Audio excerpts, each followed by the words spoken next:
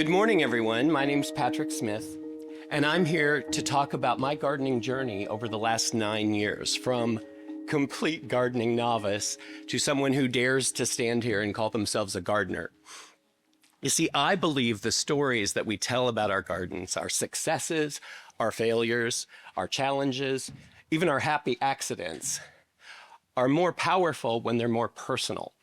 So thus, the Buckthorn Diaries, which is the story of me and my garden, which we jokingly call Buckthorn Acres. And this chapter, which I'm calling the improvisational garden, it was my journey to discovering sort of my gardening style, if you will. And it's really, when I say gardening style, I'm calling it improvisational, but what does that really mean? Improvisational, well, think of a trumpeter who does a riff of a solo in jazz, or maybe a cook who goes to their refrigerator, finds whatever is there and makes a delicious meal. Or maybe a speaker who is on their way to their presentation and loses their notes. They give the presentation and it turns out great, even better than the last time they did it. These are all examples of improvisation, and I think we as gardeners could use a healthy dose of this kind of thinking. It's like doing improv comedy, which I do, where you step on the stage not knowing what is going to happen. And whatever happens, you say yes. And then you add to it. Yes and is the first rule of improvisation. And in a similar way, you take what Mother Nature gives you and you say yes and. You say, yes, I have clay soil, and I'm going to plant plants that thrive in clay soil. Or yes, I have dry shade, and I'm going to find plants that love those conditions.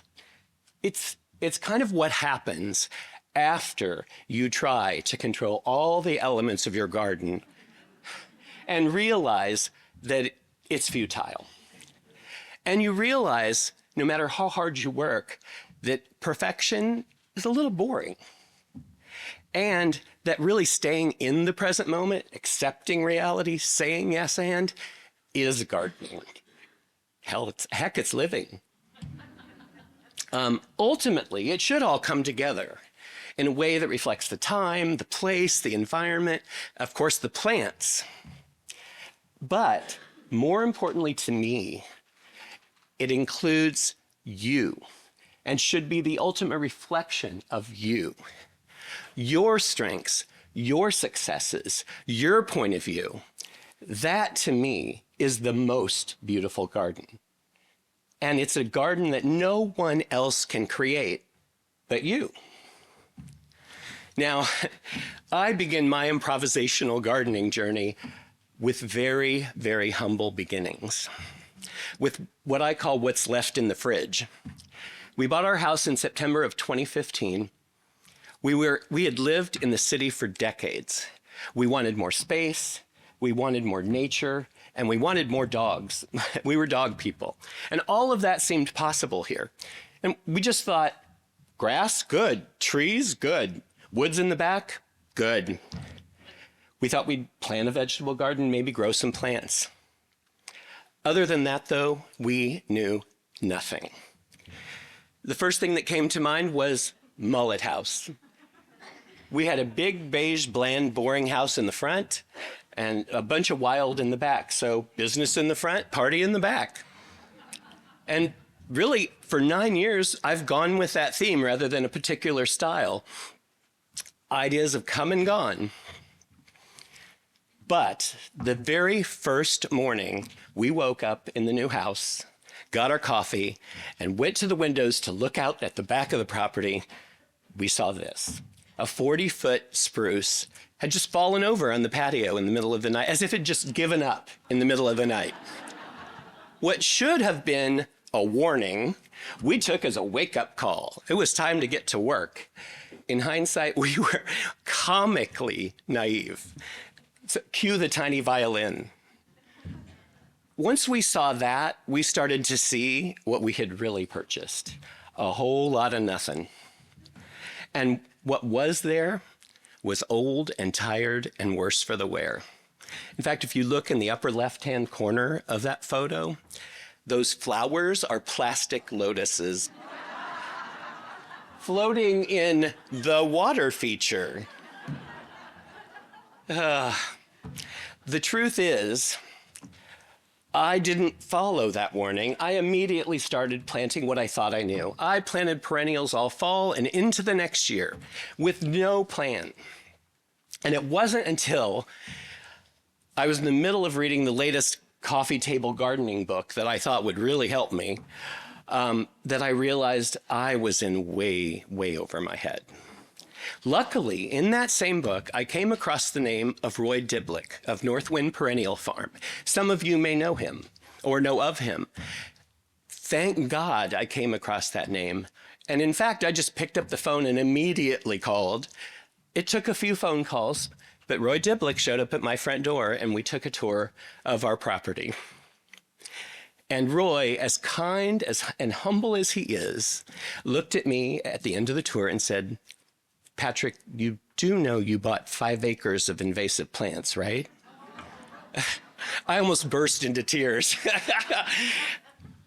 And we had, well, it wasn't quite 5 acres. We bought 4 acres of invasive plants, 5 acres of diseased and dying trees, and a whole lot of turf grass and bark mulch. That began my real journey towards becoming a gardener.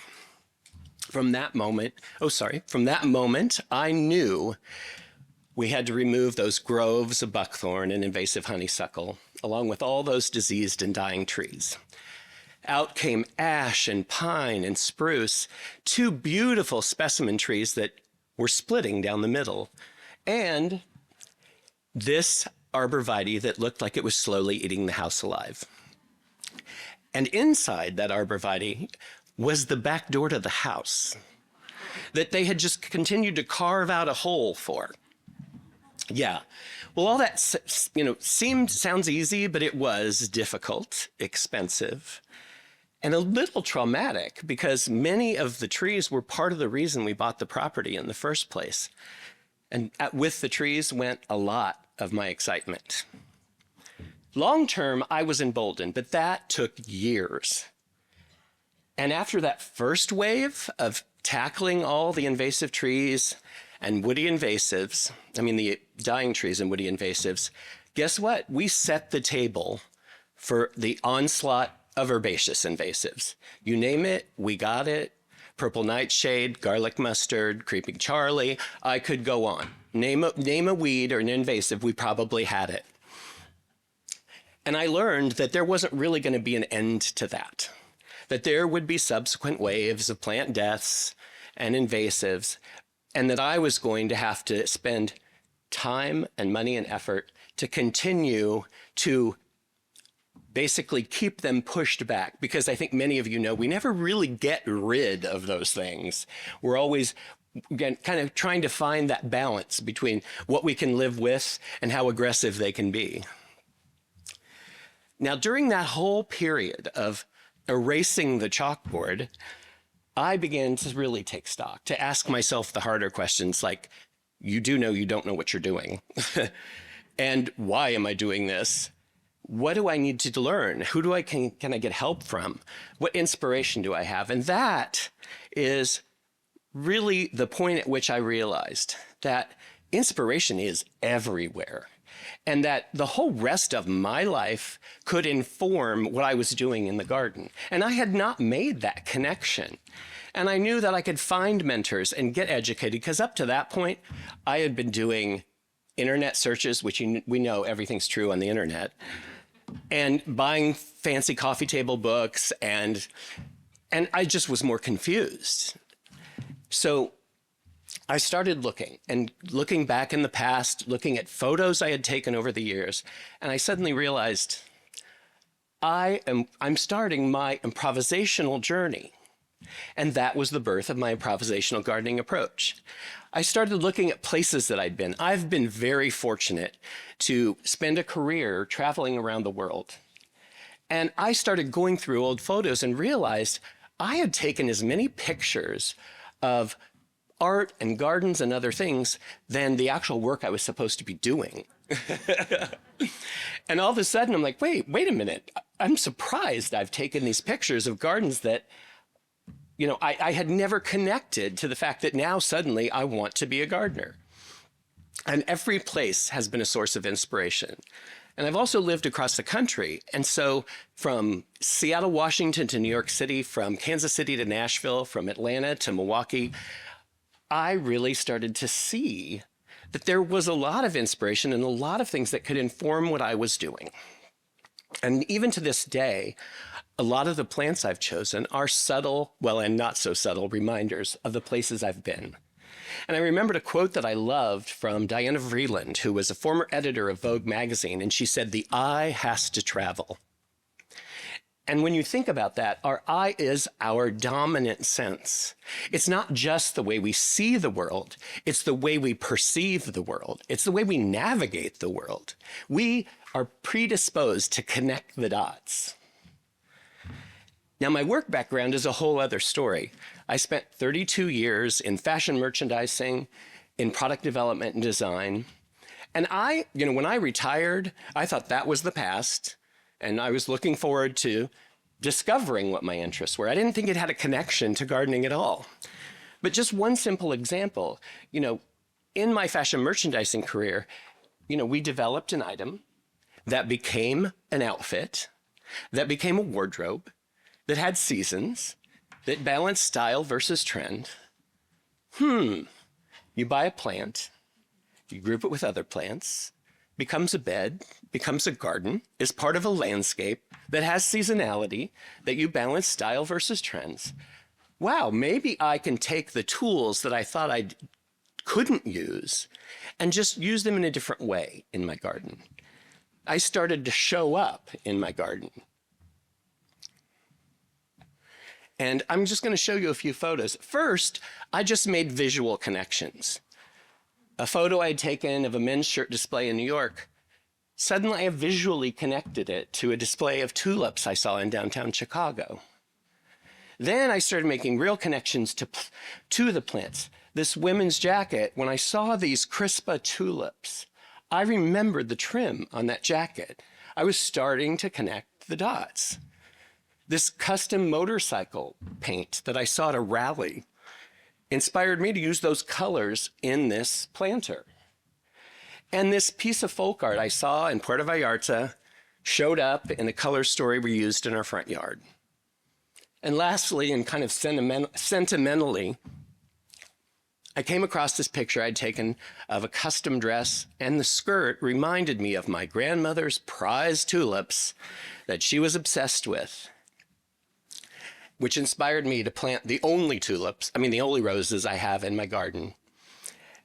And to me, that was kind of a full circle moment when I realized that, the whole art inspires us, which inspires the art.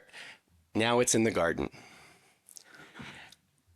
And finally, from an education perspective, thank God I finally found the Master Gardener program. UWM Master Gardener program was so critical for me because it's based in science and evidence-based information. And after all that searching and YouTubing and buying all these books and being very confused, I found I could really have a framework to judge what worked and didn't work, or that I could really try and learn and apply. That was really the critical thing. But I also love the volunteer part. And I have to say, I don't know that I would even be standing up here today if it wasn't for the people that I volunteer with at Linden Sculpture Garden in Milwaukee, Wisconsin. They're a big part of the reason I'm even here today. But then I thought, my earliest memories of gardens and gardening, which I felt almost detached from, my grandparents. Talk about differences. Grandma and Grandpa Smith, it was like a Rockwell painting.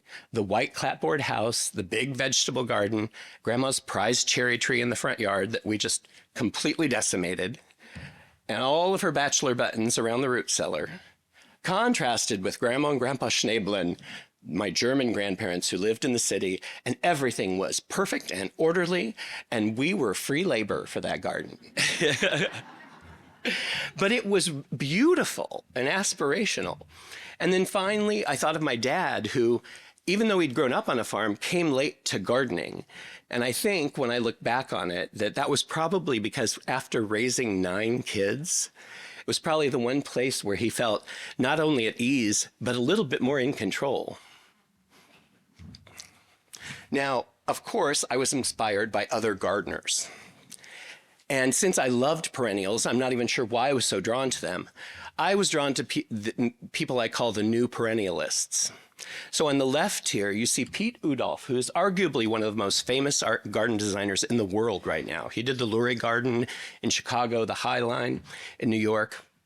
And I loved the depth and complexity of his naturalistic plantings, and that he said a garden is beautiful in every season. And that brown, just like whatever other color is your favorite color, is a color too in the garden that can be used to effect. The center photo is a garden that was designed by a firm called Ohm van Sweden, and they pioneered the use of ornamental grasses. Well, for a kid from Kansas to look at a designed garden like this, that not only didn't rely on a tremendous amount of flowers, but flowed right into the land and to the farmland beyond, it reminded me of growing up as a kid and driving through the tallgrass prairie in Kansas. I was really now, getting going with this idea that you could find inspiration everywhere. And finally, on the far right, you see Roy Dibblick, who I call my Yoda of gardening. He is just literally the most humble man you'll ever meet, and you'll learn more from him in a casual conversation than any number of gardening videos. His idea of plant communities, I'm just beginning to understand in my own garden. And the fact that you can start simply with 3 to 5 plants and learn how plants really grow and how they live together, and just keep building on those 3 to 5 plants. And finally, he calls sedges living mulch, and I am now officially obsessed, and I hope nobody ever finds out how many I have put in my property. Inevitably, this led me to the newest sources of inspiration for me, a group of gardeners I call the New Naturalists. And these are just 3 examples. There are tons more. I encourage you to go and find out more about these folks. I picked these 3 because they really represent such a dynamic and diverse approach to what gardening is all about right now. And call it ecological horticulture, for the fancy term, call it naturalistic, call it sustainable, but that's what they're doing. That's what they're pioneering. Doug Tallamy, I call him the professor. He is a professor of entomology, and he helped create homegrownnationalpark.org, which has a lofty goal of encouraging all of us to plant more natives in our yards, up to half of your property in natives. And if we did that, not only would it be the biggest national park in the United States, it would actually be the size of about 10 of them put together. And all they're asking us to do is invite nature back into our properties where it used to belong. He also pioneered the idea, and I love this, of keystone plants, plants that punch above their weight, plants that interact with more living things than most of us could imagine. And for him, the oak tree is the perfect example. One oak tree in your yard interacts with over 500 different microorganisms, caterpillars, birds, mammals. That's a heck of a lot more than that green ball of a burning bush in the front yard that for a couple weeks in this fall kind of turns red because it's a shame that's all it can do. Now, I don't mean to be so mean to, if you have a burning bush, by all means, keep it. But maybe add to it and add something that really does interact, that promotes life. Kelly Norris, this is his garden in the center in Des Moines, Iowa. He used to be the director of the Des Moines Botanical Garden. He is now a private designer for both public and private gardens. And I call him the artist because when I look at that, it looks like an impressionist painting. And it's deceptively simple, but really complex in its planting. And I just think that's amazing that that's all native plants. And finally, Benjamin Vogt. I call him the activist because, like me, he came to gardening pretty late. He was a journalist and a writer. He lives in a suburb in Nebraska, in a subdivision. And when he discovered native plants and sustainability, he went deep. He doesn't look at just the history of the lawn in America, but the sociological impact and all the other elements that got us to the place we are today, where our lawn is a thing that takes up so much of our time and resources, but doesn't really interact with much. His quote is "Prairie up" and "Unlawn America." And between the three of them, I really began to learn and accept the reality that we are living in the era of environmental gardening. Many of you may know that. I'm sure many of you are farther along that journey than I am. And let's just acknowledge we have a biodiversity crisis. We have a climate crisis. And not to get into science or anything, just if you're a gardener, surely you know things have changed. At least I know. In 9 years, I've already had a zone change, and I think there have been 3 in my lifetime. I know my winters are a little drier. I know the rest of the year is unpredictable, and it's almost always on the edge of a drought, if not in one. That's certainly not the way it used to be. But I love the way gardeners in particular are rising to the challenge. They're trying new things. They're talking to each other. Things that used to be kind of separate, horticulture, ecology, are starting to merge. And I think we're all starting to realize that a lot of what we've learned and a lot of what we do in our gardens is kind of counterintuitive to how nature actually works. And that's where I sort of began to make my connection to sustainability. I mean, I've come late to the party and I've got a lot to learn, but it really resonated with me, this idea that you show up, you accept reality, and you add to it based on what you've learned. You observe nature, you partner with nature, just like I go on the stage and partner with the person across from me and create reality together. I looked up the definition of sustainability, and you can read it here, what it entails. And I thought, the words may be different, but when I think about what improvisation means to me, sustainability and improvisation both are about accepting reality, being in the present, working with and not against, less control and more partnership, and accepting the unexpected. Now, I also realized that sustainability really entails all the things we already are familiar with as gardeners. You can read this list. We all know soil health, water efficiency, plant selection. I won't read the whole list. I'll just give you one example to me where I think sustainability is just looking at our gardens through a different lens. And that resonated with me. Soil health. I learned very early on as a master gardener to get a soil test.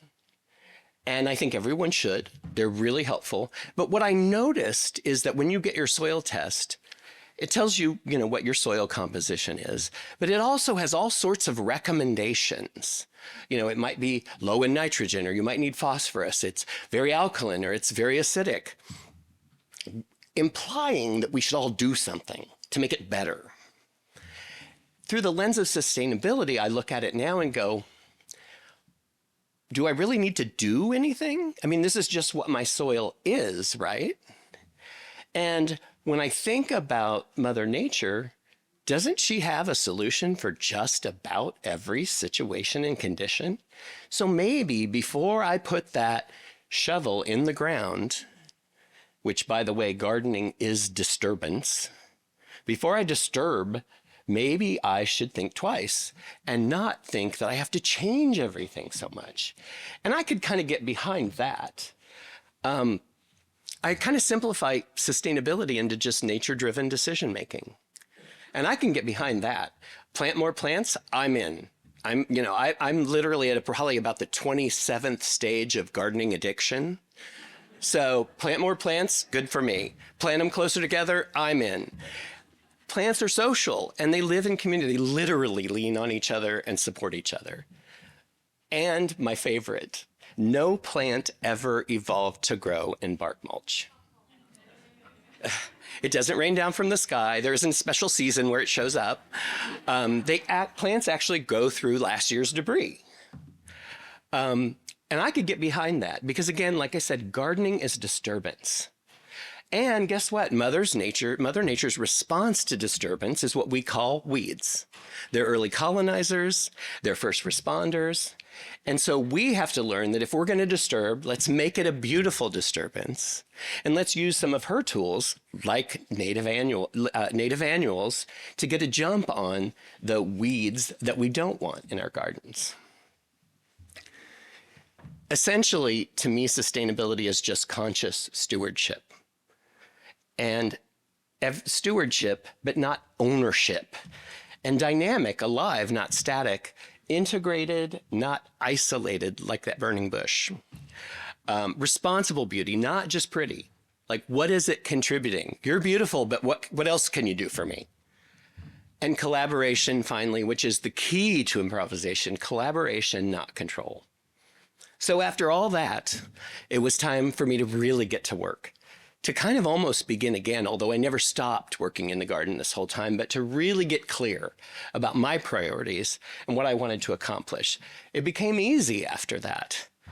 My goals are simple and straightforward. I want responsible beauty, not just pretty. I don't want to just plant more native plants, which is where I'm at right now. I don't pretend to be far along in this sustainable journey, but I really feel good about getting on board and celebrating native plants. And I've learned the hard way from so many failures that the more botanically diverse my garden is, the more it can withstand whatever comes my way. Because I've planted those dozens of 9-bark cultivars and watched powdery mildew destroy them. I've planted a hedge of viburnums and watch viburnum leaf beetle eat them alive. So now, as my garden becomes more diverse, even if something bad does happen, it's not as dramatic. Everything else can lift the weight while that recovers. And I can go about the business of doing more fun things. I want to be curious. I'm naturally curious. I love taking chances and being responsible for my mistakes, but I actually want to cultivate curiosity. I decided to devote several beds in my garden to just finding out what happens. I call one the island of misfit toys. And the other one is literally the nursery, just to see how these things grow before I spend a ton of time and effort and money on them. And finally, I want to leave the land healthier than I found it, which, by the way, is my easiest goal because, as I told you, when you start with 5 acres of invasive plants, you have nowhere to go but up. My gardening style maybe will always be a hodgepodge. I've used words like naturalistic and aspirational and experimental, but at the end of the day, I landed on improvisational.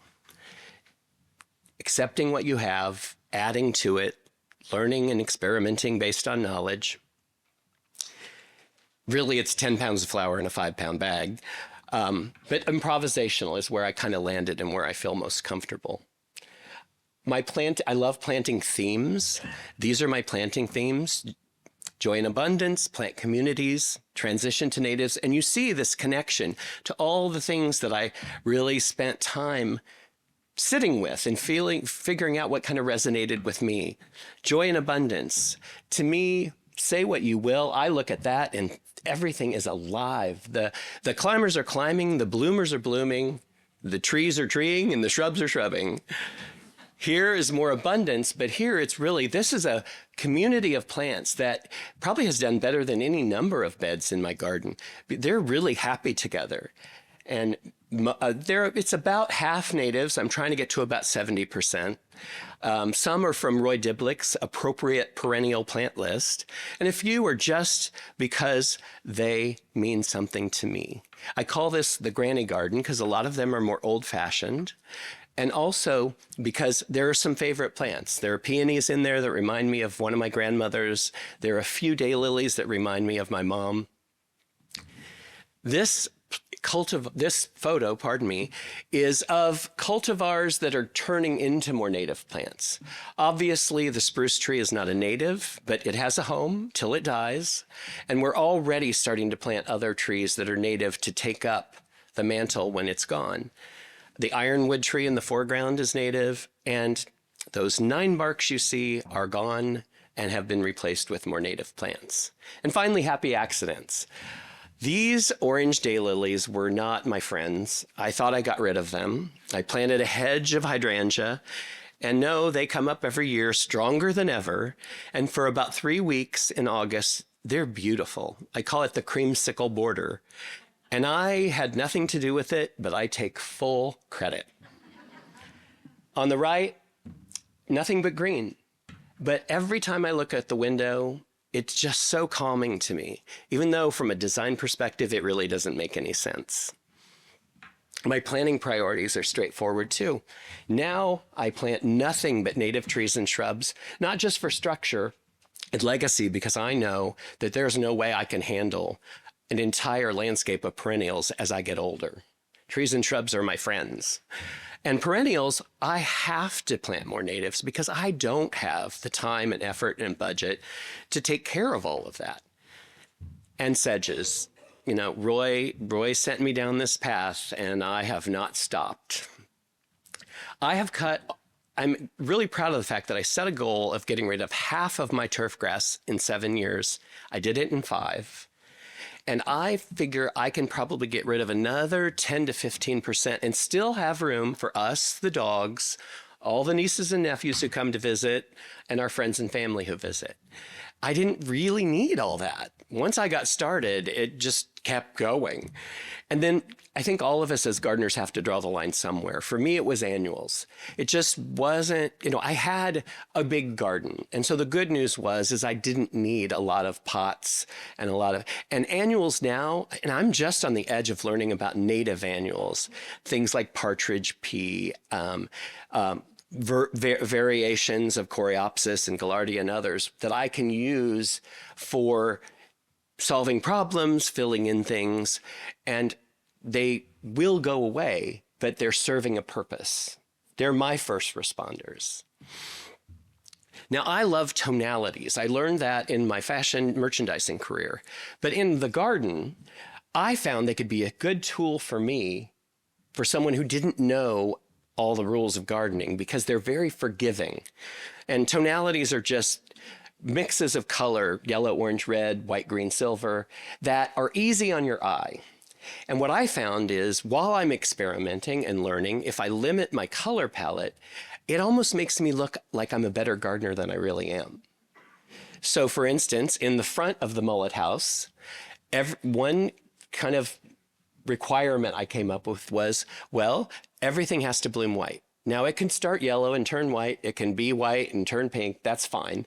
But by making it mostly white, no matter how much craziness is going on in any particular bed, it looks pulled together. It looks calm. And so when people come to visit, it looks like I know what I'm doing. In the back, I like bolder colors. But instead of doing really a lot of bold contrasting colors, I kind of stick to yellow, orange, and red. It kind of is that same tonality, but it's for full sun and it holds up to that. And blue for me, I don't know why, has never been a favorite color. Sometimes I think blue flowers look almost unnatural. Ha ha. I had this problem path that I didn't know what to do with, so I challenged myself to use that blue, purple, lavender palette. And now when I walk down that path, my shoulders actually start to come down. It's so calming. Now, the glass of wine in that photo doesn't hurt. But I've learned to love the use of tonalities. And then finally, the ultimate tonality to me is just the power of green. Not a flower in sight. And green, while it is green, is everything from almost yellow to almost gray to almost blue and everything in between. And that's before you even get to structure and color and texture. To me, this is a journey of tonality I'm going to be on for the rest of my life. I think I'm just scratching the surface. Now, Along the way, I developed a couple of tools for me. They may or may not be helpful for you. But again, for the first several years of my garden, the property determined my priorities. And I couldn't quite get ahead. And one day, and I'm not sure, I'll just chalk it up to improvisation. I was sitting there with a piece of paper, my property lines, where the house was, trying to figure out, like, how do I get ahead of this? I was kind of like playing whack-a-mole in the property. And somehow an old dartboard got involved. I pulled off the top of it, stuck it over my property, and realized this was how I was going to prioritize. The bullseye and those first two rings were where I spent most of my time, where I had the most resources, the most access to water, and that would be where I would prioritize. And everything else the further out it got, the more it had to take care of itself. Now, that doesn't mean there isn't a lot of work getting it to that point. But now, if I want to keep some of those more exotic plants or things that don't contribute as much, they're near the house. And I've done a lot of transplanting.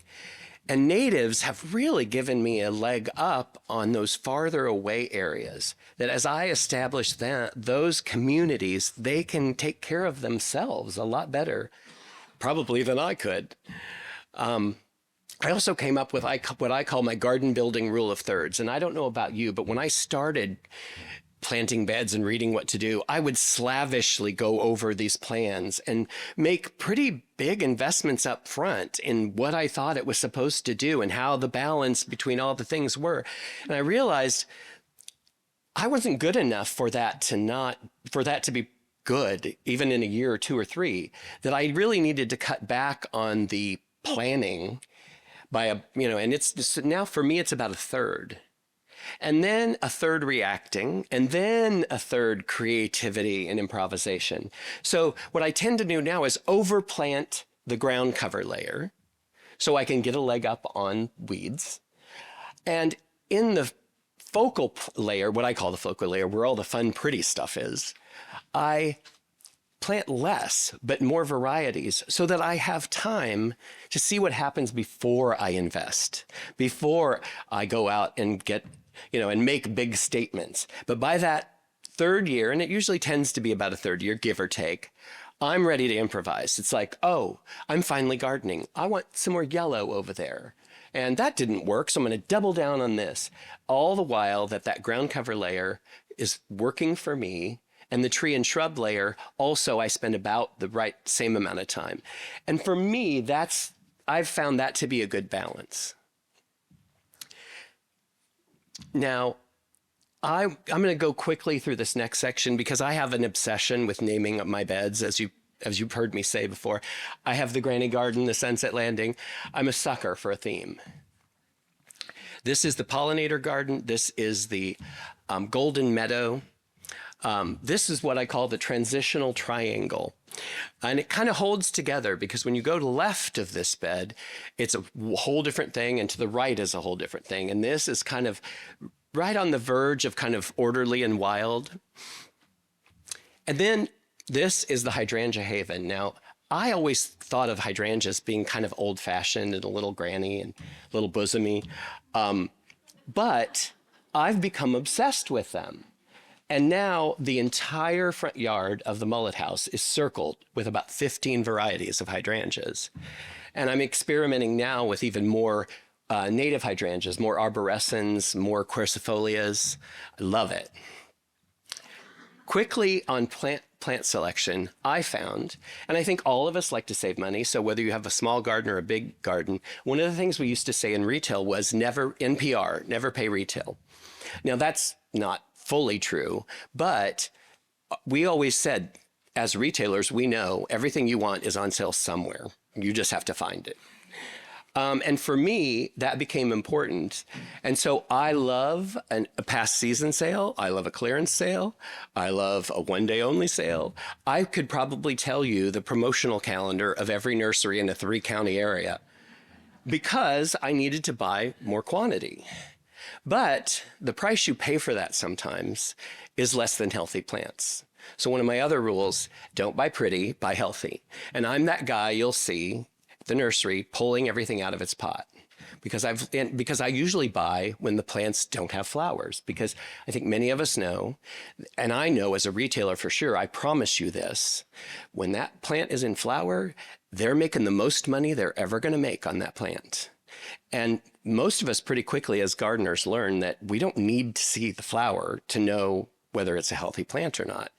So I'm pulling it out. Do I see the roots even? Are they rotted? Are they root bound? Are they moldy? And in some cases, especially with big box stores, is it a little plug they put in a big pot and the root system hasn't even developed yet? Finally, I had to control myself because I'm an impulse buyer. So I literally keep a pocket plant list in my pocket all the time when I go to nurseries to try to keep myself on track. It doesn't always work, but I do. And then finally, learning about Keystone natives really helps me to focus on those because I know I'll get more bang for my buck with those than I would with other plants. I love the turn of a phrase, so I will try to go quickly through this too. You've heard some of these.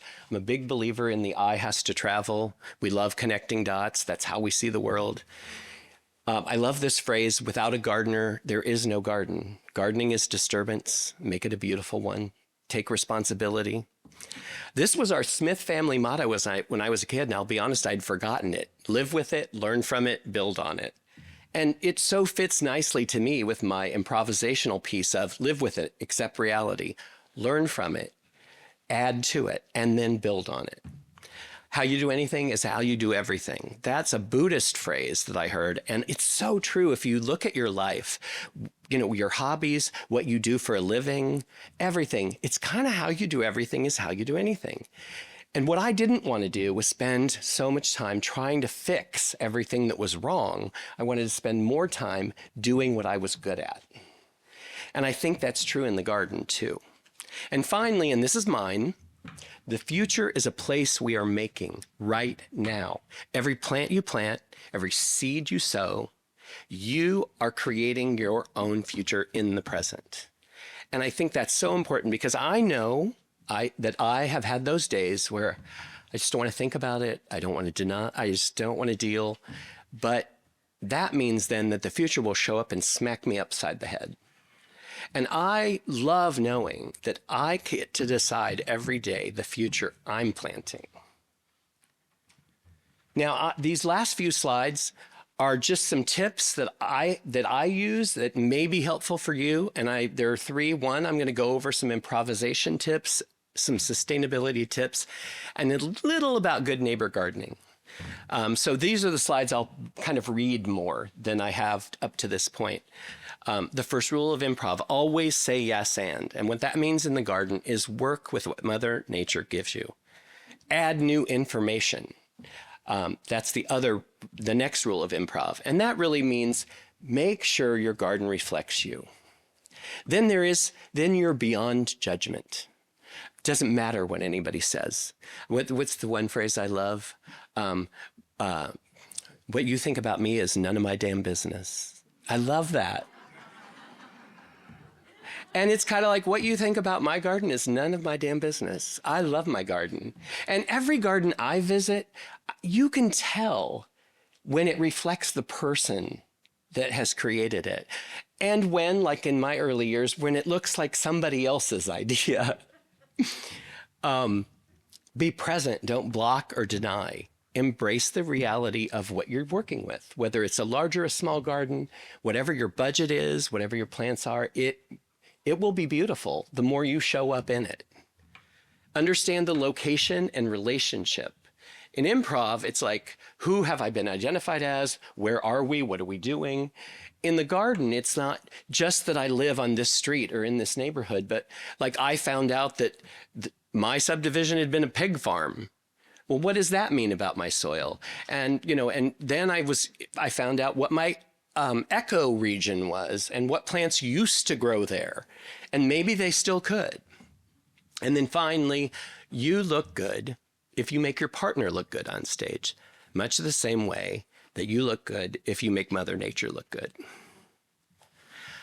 From a sustainability perspective, these are just 5, and I promise you there's dozens.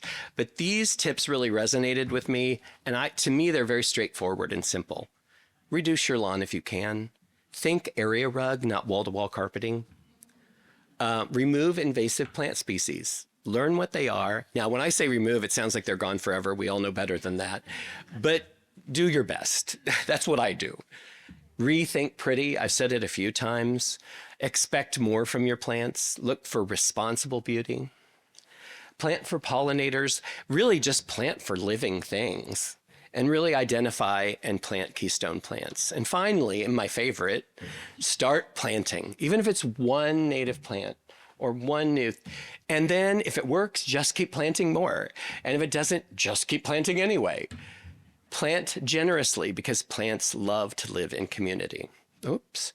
And then finally, what I've noticed in my own garden, and kind of as I've driven through other areas to seek inspiration, is that when I started down this native journey, it could look like a hot mess really fast.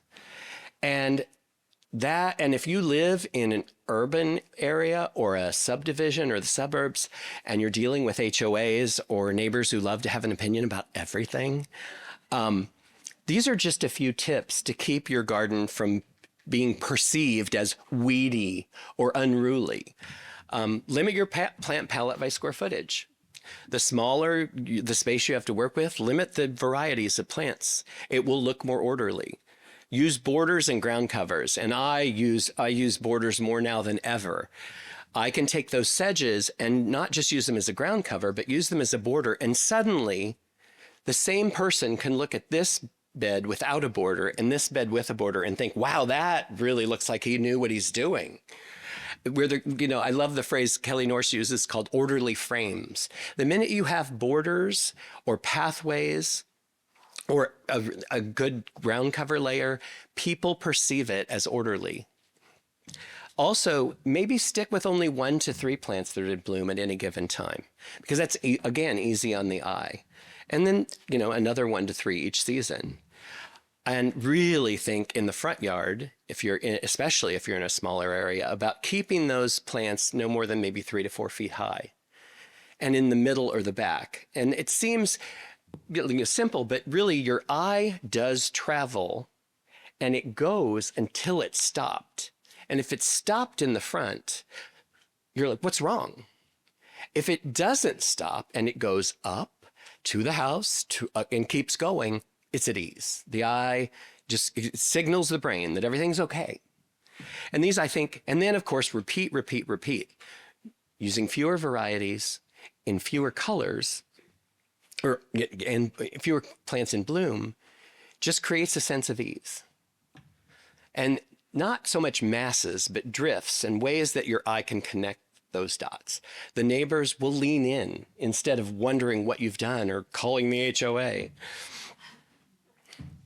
Now, I'm near the end of the presentation, and I wanted to leave you guys with this because I know over the years, one of my old goals was sort of like keeping things alive. I remember one quote that's like, maybe it's not so much how many plants die in your garden, but the fact that so many actually live.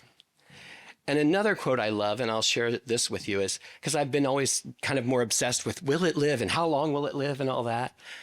Well, I love this quote, and I'm going to read it. Perhaps the gardener is not someone who makes forms last over time, but over time, if possible, ensures that enchantment survives. And what I love about that is you're the enchantment, that's what we bring to the garden. Not so much that we got more to live than die, not so much anything other than it couldn't have been anybody else's garden but ours. That is the end of my presentation. My name is Patrick Smith again. Stay curious and have fun. Questions?